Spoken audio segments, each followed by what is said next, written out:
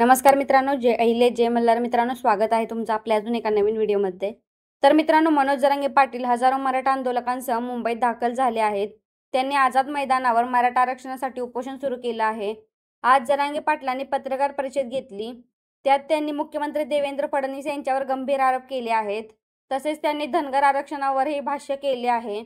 जरांगे पाटलांनी नेमकं काय म्हटले ते आपण या व्हिडिओच्या माध्यमातून जाणून घेऊया, तर व्हिडिओ शेवटपर्यंत नक्की पहा।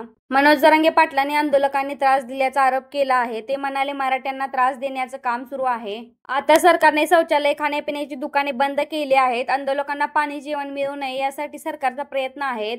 इंग्रजांपेक्षा तुम्ही बेकार आहेत। गरिबांच्या लेकरांना त्रास देऊ नका। सरकार आडमुठ्यात घुसले की मराठेही आडमुठ्यात घुसतील, असंही जरांगे पाटील यांनी यावेळेस म्हटले आहे। तसेच पुढे बोलताना जरांगे पाटलांनी धनगर आरक्षणावर बोलताना म्हटले की देवेंद्र फडणवीस आम्हाला महाराष्ट्राचे संस्कार शिकवत आहेत। त्यांनी त्यांचे कर्तव्य काय आहे ते सांगावं। फडणवीसांनी धनगरांना फसवलं आणि अजून आरक्षण दिलं नाही।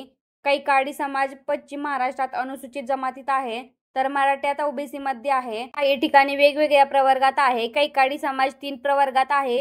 हे फडणवीसांचे कर्तव्य। मराठ्यांची एक मुलगी ओबीसी आणि दुसरी जनरल प्रवर्गात, हे तुमचं कर्तव्य। शेतकरी आत्महत्या करतात, हे फडणवीसांचं कर्तव्य, असं जरांगे पाटील यांनी म्हटले आहे। तसेच आंदोलनाच्या परवानगीवर बोलताना जरांगे पाटील म्हणाले की मला सरकारने काय केलं ते माहीत नाही।